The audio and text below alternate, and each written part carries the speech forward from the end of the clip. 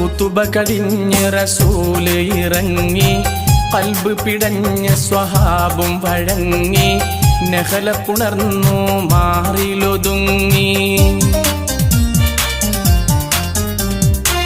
ഖുതുബ കഴിഞ്ഞ് റസൂല് ഇറങ്ങി, ഖൽബ് പിടഞ്ഞ സ്വഹാബും വഴങ്ങി, നഹല പുണർന്നു മാറിലൊതുങ്ങി.